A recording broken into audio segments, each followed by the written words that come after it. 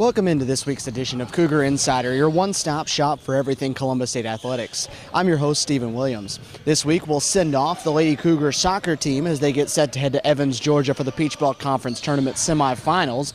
We'll check in with Lady Cougar Volleyball as they get set for their final two home games of the regular season. And we'll also stop in and chat with the Cougar men's basketball squad as they get set for an exhibition game Friday night against UAB. We'll kick the week off by checking in with Jay Enlick, Lady Cougar head soccer coach, as his team just wrapped up their 7th regular season championship in the Peach Belt Conference, and they now get set to take on Georgia College in the Peach Belt Conference Tournament semifinals Friday afternoon. Lady Cougar soccer coach Jay Enlick with us as his team gets set to hit the road for Evans, Georgia, as they'll participate in their 9th Peach Belt Conference Tournament. Before we get into that, Coach, though, 4 straight wins for you after a 2-game losing streak. You feel like this team is right where you want them to be late in the season?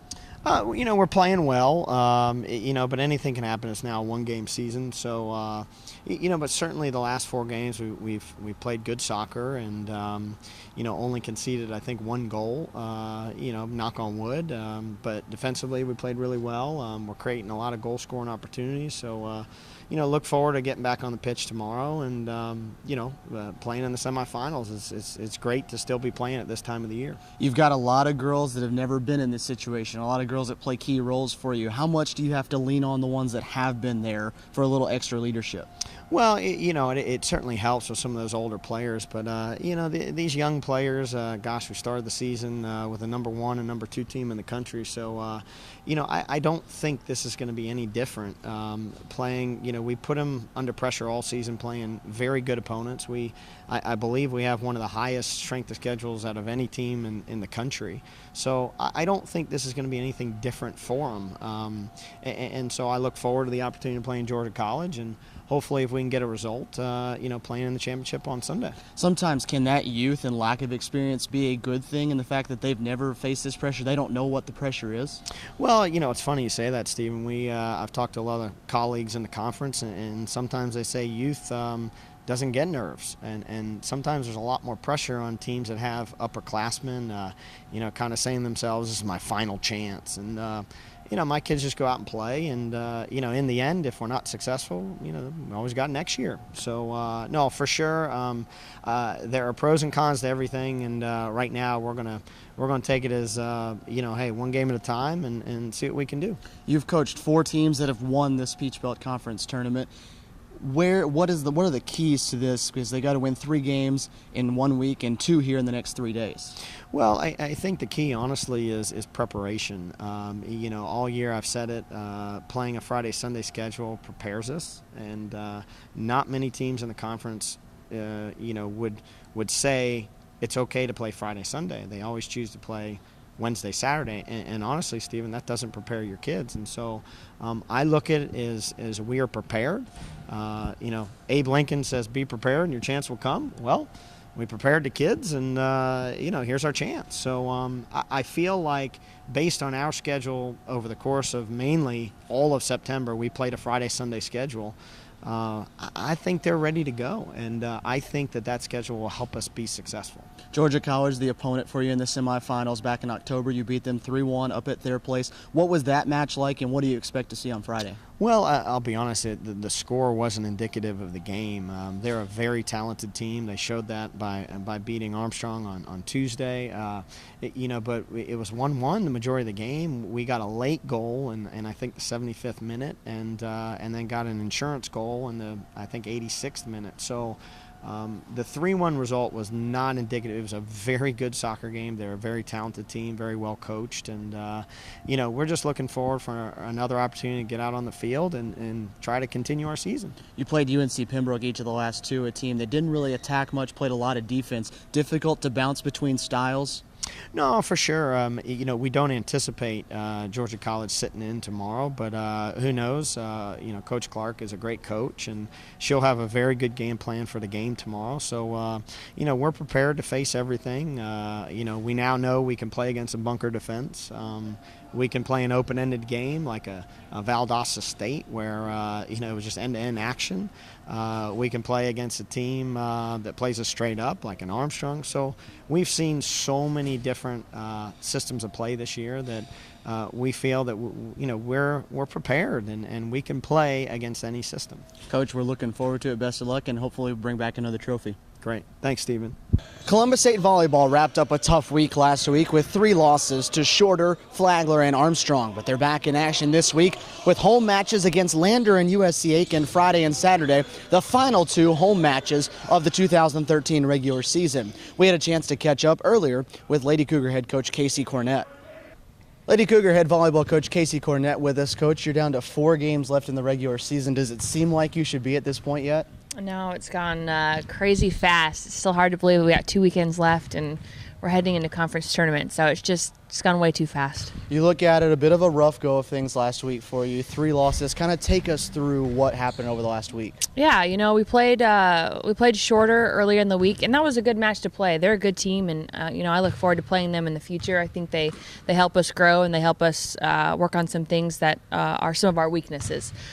We went to Armstrong hoping that, we could kind of play off that Shorter game and grow from it, and we didn't show up mentally, and that was the problem. No, don't get me wrong, Armstrong is a phenomenal team. They're undefeated in conference and out of conference. They're ranked number 19, but that type of loss is not something that we should have done. We really literally did not show up for the match. I'm sorry, we played Flagler just before that. Same type of thing, Flagler was prepared for us. We even talked to some of their trainers who said that they had been preparing for us all week, and we didn't show up. We lacked on some communication and teamwork, and it was unfortunate, but we didn't take that game, and we should have. What did you talk to the girls about to help them try to grow and learn from that? We talked in the locker room after the Flagler game a lot about, just relying on each other, communicating, not getting frustrated in the sense that when they do get upset, you kind of pick on your teammates. We talked about that family unit and how you're supposed to protect each other and take care of your family. And no matter if it's in good times or bad times, you're there on the court together. It's just going to be you guys, so there's no one else you can pull in. So you have to learn to battle through those times even when it's difficult. With 4 games left, do you feel like you still have plenty of time to get everything going and have the momentum in the right place before conference? Yeah, absolutely. We've been training a lot on defense and trying to get back to, how we play and the fast-paced ball that we play, and adding some new things and making sure that, we're ready to play this weekend. We played Lander and Aiken before, and we're not going to take them lightly. We're going to go in and try to play our game, though, is what we're looking to do. Let's start with Lander. You went to their place, won in 5 sets. What was that match like, and what does that look like on Friday night here? Yeah, that game was totally about defense. If you guys recall, my outsides did not have very big hitting numbers, and usually we rely a lot on the 2 outsides, especially early on, especially being a young team. That's what we were able to do. Now that teams have adjusted to us, they know what we look like. They've been able to kind of shut down our outsides a little bit, and it's been making the team have to rely on other people, not just our outsides, and show them that we have to play defense. And we are a good defensive team when everybody's involved and doing it. And that's what's going to be about with Lander. And then USC Aiken on Saturday, another one where you went to their place, 1 in 5. Same thing for them. Yeah, it's going to be exact. They're actually pretty similar teams, and actually they're pretty similar to us too. I don't expect it's going to be we're going to run over anybody or they're going to run over us. I think it may be another 2 days full of a 5-set match, which we're used to. What's nice about our girls is we're in shape. We can go to a 5-set match and be perfectly fine. We can do that 2 days in a row and not be winded or tired, and that's what we're going to try to do. We're going to try to not only play our game, but hopefully those other teams get a little tired and we're still rip-roaring, ready to go. Final home games of the season, Friday and Saturday. We're looking forward to it, Coach. Thank you. Basketball season is upon us as the Cougar men get set for an exhibition match with Division I UAB on Friday night. We spoke with head coach Robert Moore as he broke down what Friday night looks like. Cougar men's basketball coach Robert Moore with us as this team gets set to take on the University of Alabama Birmingham in an exhibition on Friday night. Coach, you've gone through all the preseason practice, you've had some scrimmages. Where is this team right now heading into Friday night? Right now we're very excited to play UAB. I think right now we're not doing all the little things right on defense. We're not taking the charge, not getting the gaps to help on defense. But I think those kind of things we're going to work on throughout the season. I'm looking for our guys to come out and play hard and play with a lot of intensity. when you're playing somebody like UAB, it brings out the best in all the players because you always want to beat a Division I opponent. Let's talk about this year's team. The first chance for people to officially see what this year's team looks like. A lot of new faces. What's this team look like? It's a mixture. We got 5 returning guys and 9 new guys. It's a mixture of guys with some athleticism. They can run, they can jump. We got to improve on our outside shooting. But I think our fans are liking us. We can press a little bit more with the team. We're looking to play 10 or 11 guys, where in the past we only been playing 7 or 8 guys. So we're going to really get up down the court and pressure people and see if we create some turnovers for some easy basketball. One of those guys coming back is your starting point guard, Salim, who's not available right now because of an injury. How do you go about replacing him when he's in portion? And what I tell our guys, it's going to be hard to replace Salim because he got so much experience last year at point guard playing in the Peach Belt. So what we're going to do it by committee. We're going to have some certain guys playing the point guard spot during the game. Nick Turner will be one, Derek Spear, and also Ty Harris. So we don't feel real bad. We hurt for Salim, but right now we feel like we got some guys that can back him up and keep us solid until he gets back. A couple of years ago, you played at a game just like this. You went to Auburn and picked up a huge win. What was a win like that doing for this program? Oh, I think anytime you can beat somebody like Auburn or UAB, it shows that you're capable of winning the Peach Belt championships.